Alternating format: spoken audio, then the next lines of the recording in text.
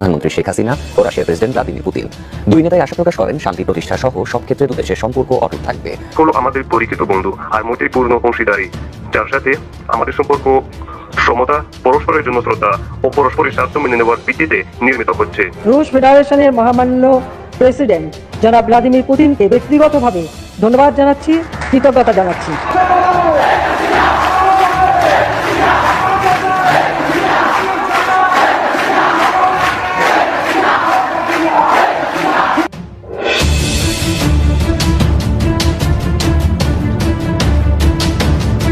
এদিকে এবার শেখ হাসিনাকে ক্ষমতা ফেরাতে একে একে শেখ হাসিনা পাশে দাঁড়াচ্ছে বিশ্বের বিভিন্ন শক্তিশালী রাষ্ট্রগুলো। এবার ডোনাল্ড ট্রাম্পের পরে শেখ হাসিনাকে ক্ষমতায় ফেরাতে কড়া হুঁশিয়ারি দিলেন রাশিয়ার প্রেসিডেন্ট ভ্লাদিমির পুতিন।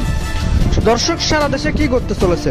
এবার ক্ষমতা হারাচ্ছে ডক্টর ইউনূস এবং মহাবিপদে পড়তে চলেছেন তার সমন্বয়করা। দর্শক, সারা দেশে কি করতে চলেছে বিস্তারিত জানতে এক মুহূর্ত না টেনে দেখতে থাকুন।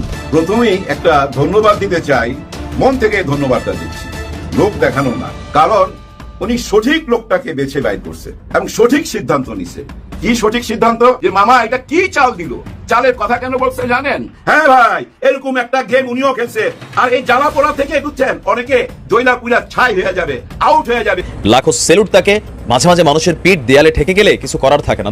এই ভাবনা এখন না, অনেক আগেই ভেবে রেখেছিল, নির্দেশনা দেওয়া হয়েছিল, it's time to show, performance করার সময় এসেছে। কাটা দিয়ে কাটা তুলছে, কৌশলে পরিবর্তন এনেছে, তোমাদেরকে খেয়ে দিব, তা আজকে খেয়ে দিয়েছে। ছাত্র শিবির আরেক কাণ্ড ঘটিয়েছে আজকে ঢাকা বিশ্ববিদ্যালয়ে। ছাত্র শিবির কাণ্ডের উপরে কাণ্ডই ঘটিয়ে যাচ্ছে। এই কাণ্ডটা শুনলে আপনারা অনেকেই অবাক হয়ে যাবেন যে এমন চিন্তাও ছাত্র শিবির করতে পারে। এটা কি কোনো একটি আধ্যাত্মিক সংগঠন কিনা? যেই দেশের সাধারণ মুসলমানদেরকে আপনি জঙ্গি বলেন, ওই মুসলমান ভাইরা আমি বা আমার বাচ্চা তারা কেন আপনাকে ভোট দিতে যাবে? তারেক রহমান সাহেব, আমার জীবনে আমি বেকুব দেখেছি, এমন বেকুব দেখি। 1971 সালের জন্য জামাত ইসলামীকে মাপ চাইতে হবে এমন গাঁজাখড়ি উক্তি আমি শুনতেও চাই। বিএনপির সামনে কঠিন 5টি পরীক্ষা, এবং এই পরীক্ষায় পাশ করার মতো কোনো মরদ বিএনপি নেই। এর মধ্যে একটা সুখবর হচ্ছে, আপনারা বিজয় উদযাপন করতে পারবেন ইনশাআল্লাহ, একেবারে নিশ্চিত হয়েছি। আলহামদুলিল্লাহ, ঢাকা বিশ্ববিদ্যালয়ের সলিমুল্লাহ হলে দীর্ঘ 16 বছর পর আজান দিতে পারছি। এখন যতটা খুশি নিয়ে বলতেছি আলহামদুলিল্লাহ। আসসালামু আলাইকুম রহমতুল্লাহ। সবাই কেমন আছেন? আশা করি সবাই অনেক অনেক ভালো এবং সুস্থ আছেন। সবাইকে স্বাগতম জানাচ্ছি আমাদের আরেক নতুন ভিডিওতে। প্রতিদিনের মতো আমি আপনাদের সিরাত ফারুকী আবারও চলে আসলাম নতুন একটা ভিডিও নিয়ে। দর্শক, আজকের ভিডিও টাইটেল এবং থাম্বনেল দেখে ইতিমধ্যে বুঝতে পেরেছেন আজকের ভিডিওটা কতটা গুরুত্বপূর্ণ হতে চলেছে। দেশে যে রাজনৈতিক চলমান পরিস্থিতি চলতেছে তার ধারাবাহিকতায় আমরা আজকের ভিডিওটা সাজিয়েছি। আপনারা ইতিমধ্যে ভিডিওর শুরুতে বেশ কিছু অংশ বিশেষ দেখে বুঝতে পেরেছেন আজকের ভিডিওটা মূলত কতটা গুরুত্বপূর্ণ হতে চলেছে। তো দর্শকের বিষয়টা নিয়ে আমরা বিস্তারিত তারপর বললাম, কারণ বিস্তারিত বলতে গেলে ভিডিওটা অনেক লম্বা হয়ে যাবে। তো আমি সংক্ষেপে করার ক্ষেত্রে আপনাদেরকে মূল আলোচনা নিয়ে যাচ্ছি। তার আগে আপনাকে ছোট্ট একটি অনুরোধ জানাতে চাই, যারা ফারুকী অনলাইন ইউটিউব চ্যানেলটিতে এখন চ্যানেলটি সাবস্ক্রাইব করে সাথে থাকবেন। যারা ইতিমধ্যে সাবস্ক্রাইব করেছেন তাদেরকে অসংখ্য ধন্যবাদ। যারা সাবস্ক্রাইব করেনি তাদের উদ্দেশ্যে একটি কথা বলবো, দেখতে থাকুন, দেখতে দেখতে ভালো লাগা ভালোবাসা হয়ে যাবে ইনশাল্লাহ। আজকের এই ভিডিওটার মাধ্যমে দেশে যে রাজনৈতিক চলমান পরিস্থিতি চলতেছে, দেশে যে কি অবস্থা চলতেছে, আসলে রাজনীতিকে কেন্দ্র করে এক এক দল এক একজনকে নানানভাবে বিব্রত করে মন্তব্য থেকে শুরু করে এক একজন এক এক কটাক্ষ, নানানভাবে নানান যখন বিপর্যস্ত, নানান পরিস্থিতি, তার ধারাবাহিকতা আজকের ভিডিওটা আমরা সংক্ষেপে আকারে আপনাদেরকে তুলে ধরার চেষ্টা করেছি। তাই সবাইকে আমি অনুরোধ করব, ধৈর্য সহকারে ভিডিওটি শেষ পর্যন্ত দেখে আপনার মূল্যবান মতামত কমেন্টে জানাতে ভুলবেন না। দর্শক, চলুন আমরা এখানে ভিডিওর বাকি অংশগুলো একটু দেখি। ছাত্র দল বা বিএনপি এরা আসলে কেন ধীরে ধীরে জনবিচ্ছিন্ন হচ্ছে? কেন হচ্ছে? ভারত এইটাই চায়। কেন হচ্ছে? আওয়ামী লীগও এটা চায়। কেন এটা হচ্ছে? হাসিনা শেখ এইটাই চায়। তারা বিএনপিকে আইসোলেটেড করতে চাচ্ছে। বিএনপি যে গর্ব করে বলছে আমরা সবচেয়ে জনপ্রিয় দল, এই শব্দটা তাদের কাছ থেকে তারা সরিয়ে নিতে চায়। তারেক রহমান দেখছে যে আমি বাংলাদেশে আজকে জঙ্গি তৎপরতার কথা বললে আমারে হয়তো আমেরিকা থেকে টিয়ার 3 টেররিস্ট অর্গানাইজেশন উঠায় দিবে। তারেক রহমান সাহেব, আমার জীবনে আমি বেকুব দেখেছি, এমন বেকুব দেখি নাই। আপনি বাংলাদেশের রাজনীতি নিয়ে কথা বলতে গেলে ডাকসু নির্বাচন বা জামাতের রাজনীতিকে নীতিকে নীতি দিয়ে, সত্যকে সত্য দিয়ে, দেশপ্রেমকে দেশপ্রেম দিয়ে চ্যালেঞ্জ না করে আপনি যেই দেশে কোনো জঙ্গি নাই এখন বলেন মৌলবাদ বাংলাদেশে মাথাচাড়া দিয়ে উঠেছে, মৌলবাদ জঙ্গিবাদ বাংলাদেশে প্রশ্রয় দেওয়া হবে না। আপনি এই কথাগুলো আপনাকে কে শিখিয়েছে? আপনি কথায় কথায় যে বলেন বাংলাদেশে জঙ্গিবাদ উৎপাটন করতে হবে, আপনার এই ডায়লগটা কে শিখাইছে? তারেক রহমান সাহেব। আপনি রাজনীতির যে কফিন, যে কবর, নিজের কফিনে নিজে পেরেকটা মারতে কেন যাচ্ছেন? আপনি জানেন না যে বাংলাদেশে জঙ্গিবাদ নাই? বাংলাদেশের শান্তিপ্রিয় মুসলমানরা আছে। শান্তিপ্রিয় মুসলমানরা হিন্দুদের মন্দির পাহারা দিতে পর্যন্ত তারা আপত্তি করে না, হিন্দুদেরকে গিয়ে খাওয়া বিলাইতে যারা আপত্তি করে না, সেই দেশের লোকজনদেরকে আপনি যখন জঙ্গি বলেন, ওই দেশের মুসলমানরা কি আপনারা ভোট দিবে? আমি তো দেখি না।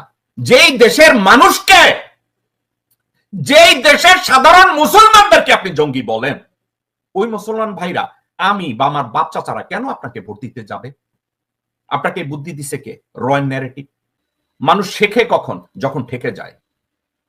গত 17 বছরে বাংলাদেশের মানুষ এতভাবে শোষিত হয়েছে, এতভাবে অত্যাচারিত হয়েছে, এতভাবে অপমান হয়েছে, তারা এখন শিখেছে। They are being forced to learn. তারা জানে আপনার ভণ্ডামি কোনটা, তারা জানে আপনার অদূরদর্শিতা কোনটা, তারা জানে আপনার দুর্বলতা কোনটা। আপনি নিজে আপনার মায়ের মুক্তিকে ত্বরান্বিত করার জন্য আপনার দলকে দিয়ে একটা আন্দোলন আপনি তৈরি করতে পারেন নাই। আর আপনাকে বানায় আপনি নাকি মাস্টার মাইন্ড হাসিনাকে সরাইয়া দেওয়ার। আপনি কি একবার বলেছেন আপনার বক্তব্যে, যারা আমাকে মাস্টার মাইন্ড বলেন এসব বলা বাদ দেন, কারণ আমি মাস্টার মাইন্ড না? আপনি কি একবার বলেছেন? আপনি আপনার 5 কুত্তার বাচ্চাদের ছেড়ে দিয়েছেন বলার জন্য আপনি মাস্টার মাইন্ড। আপনি ওই মাস্টার মাইন্ড নিয়ে আপনি এখন ভাষণ দেন চার্লি চ্যাপলিনের মতো। আপনি চার্লি চ্যাপলিনের চাইতেও হাস্যকর ভাষণ দেন। আপনার কেউ যদি ঢাকা বিশ্ববিদ্যালয় বা সাধারণ মানুষ কেউ যদি মনে মনে চিন্তা করে আমি ধানের শীষে ভোট দেব, আর আপনার ভাষণ শুনে আপনাকে আই চেঞ্জ মাই মাইন্ড, আমি এর ভোট দেব না। তারেক রহমান সাহেব, আপনি আমার ব্যক্তিগত শত্রু না। আমি যদি মনে প্রাণে অনুপ্রাণিত হই যে আমি বিএনপি কে ভোট দেব, আর হঠাৎ কইরা আমার ফেসবুকে, সোশ্যাল মিডিয়ায় কোন জায়গায় যদি আপনার ভাষণ চলে আসে, আমি আর আপনারে ভোট দেব না। আমি যদি ভোট দিতে যাওয়ার আগে সালাউদ্দিনের কথা শুনি, আমি আর আপনারে ভোট দেব না। আমি যদি আমির খসরু মাহমুদের কথা শুনি, আমি আর আপনাকে ভোট দেব না। আমি যদি আব্দুল্লাহ ওয়াল মিন্টু অথবা তাবিতা ওয়ালের কথা শুনি, আমি আর আপনারে ভোট দেব না। আমি যদি রুমিন ফারহানার চিল্লাচিল্লি শুনি, আমি আর আপনারে ভোট দেব না। আমি যদি সামা ওবায়েদের থুতপা দেখি, আমি আর আপনারে ভোট দেব না। আমি যদি গোরখদ কাব্বাসে দেখি, আমি আর আপনারে ভোট দেব না। তো আপনারা আসি তো এইগুলা। আপনারা বলবেন এই শিবির আমাদের শত্রু, রাজাকার আমাদের শত্রু, তো রাজাকার চিনতে হবে, দেশ থেকে জঙ্গিবাদ তাড়াতে হবে। আপনাদের এসব কথাবার্তা কোথা থেকে শিখছেন রে ভাই? একটু তো বুঝতে হবে, জানতে হবে। বাংলাদেশে ঢাকা ইউনিভার্সিটিতে অথবা প্রত্যেকটা শিক্ষা প্রতিষ্ঠানে ছাত্রদল কি শিখেছে জানেন? ছাত্রলীগ কিভাবে জুলুম করেছে, ছাত্রলীগ কিভাবে গুম করে লোকজনদেরকে পিটিয়েছে হলের ভিতরে আটকে রেখে। কে শিখেছে? ছাত্রদল। কাদের কাছ থেকে শিখেছে? ছাত্রলীগের কাছ থেকে শিখেছে। পক্ষান্তরে শিবির কি শিখেছে জানেন? ঠিক তার উল্টোটা। ছাত্রলীগ বলেছে আমরা লোকজনদেরকে, ছাত্রদের ডাইনিং টেবিল থেকে মোরগের রান আমরা কাইরা নেব। এটা ছিল ছাত্রলীগ। এবং বিএনপির ছাত্রদল ওইটা কপি করছে। আর ছাত্র শিবির কি করছে জানেন? আমার পাশের এক ভাইয়ের প্লেট থেকে মুরগির রান নিয়ে গেছে, তাহলে আমার প্লেটে একটা রান আছে, আমি ওইটা শেয়ার করে অর্ধেক আমার একবার ডান পাশের ভাইরে দেবো, আর এক অর্ধেক আমার বা পাশের ভাইরে দেবো। এখন আমাকে বলেন তো ভোটটা ওই ছাত্রছাত্রীরা কারে দিবে? যখন তারা ভোট দিতে যায়, যারা ওই মুরগির রানটা কাইরে নিয়ে গেছে তাদেরকে দিবে, না যেই ভাই ডানের প্লেটে দিছে বায়ের প্লেটে দিছে তাদেরকে দিবে? উনি সঠিক লোকটাকে বেছে বাইর করছে। ফুটবল খেলার মধ্যে রিজার্ভ প্লেয়ার রেখে দেয় না, যে সবচেয়ে ভালো খেলে দেখা গেল যে ওরা একটু পরে নামায়, হাফ টাইমের পরে নামায়। ঠিক ব্যাপারটা এরকম, বাবর সাহেবকে হাফ টাইমের পরে নামাইছে, 1 বছর যাওয়ার পর মাঠে নামাইলো এবং সঠিক সিদ্ধান্ত নিছে। কি সঠিক সিদ্ধান্ত? তারেক রহমান সাহেবের নিরাপত্তার দায়িত্ব এখন বাবর সাহেবের উপর। এটা ধরে নিতে পারি, প্রমাণ চাইলে প্রমাণ দিতে পারুন না, তবে বুঝায় বলতে পারুন। ওনাকে এখন আনা হয়েছে। এখন কথা হচ্ছে যে আমার ভাইগনা আমারে ফোন দিল, একটু আগে বললাম যে মামা এটা কি চাল দিল। চালের কথা কেন বলছে জানেন? বাবর সাহেব একটা বোমা ফাটাইছে। কি কথাটা ভাই, কঠিন একটা কথা বলছে। দিল্লিতে এস আলম, হ্যাঁ দিল্লিতে এস আলম যে টাকা পয়সা দিচ্ছে আমরা এতদিন আলোচনা করতেছিলাম, কেউ তার চোখে দেখি নাই, 4,500 কোটি টাকা।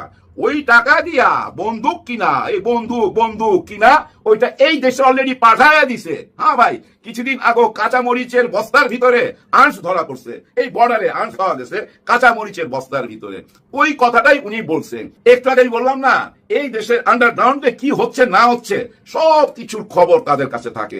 দেশের যত গোয়েন্দা বিভাগ আছে না, সবাই প্রধানরা সারাক্ষণ কিন্তু ওই স্বরাষ্ট্রমন্ত্রীর সাথে যোগাযোগ করতে থাকে, ওনার কানের কাছে বলতেই থাকে এই হয়েছে এই হয়েছে। আর এই বলাটা কিন্তু কোনো আনন্দ উৎসবের খবর দেয় না, সবকিছু কিন্তু বুঝা নেন ওই খুন খারাপি বরবাদির নিউজ, সব ব্যাড নিউজ গুলা কানে আসতে থাকে। আর ওই ব্যাড রাস্তাগুলা স্বরাষ্ট্রমন্ত্রী তো ভালো চিনে, আর উনি চিনে বইলাই বাবর সাহেব ওই দায়িত্বটা পাইছে। ওই ব্যাপারই আলাপ করতে গেছিল নিরাপত্তার ব্যাপারে তারেক রহমান সাহেবের, যে উনি আসলে কিভাবে নিরাপত্তা দেওয়া যায়। আর আর্মসের কথাটা বললো কেন, ওই আর্মস যে ঢুকছে এই নিউজটা ওই দুজনের মধ্যে আলাপ হয়েছে, দুই স্বরাষ্ট্রমন্ত্রী সাবেক আর বর্তমান দুজনের মধ্যে আলাপ হয়েছে। ওই আলাপেরই বহিঃপ্রকাশ কিন্তু সাংবাদিকের সামনে বলা যে অবৈধ অস্ত্র ঢুকতেছে ভারত থেকে এস আলমের টাকায়।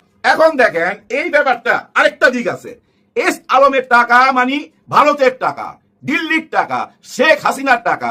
তার মানে উনি সরাসরি ভারতের বিরুদ্ধে কথা বললো। উনি তো ভারতের বিরুদ্ধে বহু আগেই কথা বলছে। ওই যে 10 ট্রাক অস্ত্র আসছিল ওই টাইমে তো উনি ক্ষমতায়, উনার আমলই তো এটা হয়েছে। ওই মামলায় তো উনি 16 বছর এই জেলে ছিল, ঝুলা যাইতো তো ভাই, অল্পের জন্য বাইচা গেছে, আল্লাহ হায়াত রাখছে। আর এই জেলখানার ভিতরে উনার উঠা বসা হয়েছে কাদের সঙ্গে জানেন? জামাতে ইসলামের সমস্ত নেতার সঙ্গে। অনেক নেতা এখন পৃথিবীতে নাই, বাবর সাহেবের সাথে কিন্তু ওনাদের অনেক আলাপ আলোচনা হয়েছে, যার ফলে দেখেন বাবর সাহেব পুরা বদলে গেছে না।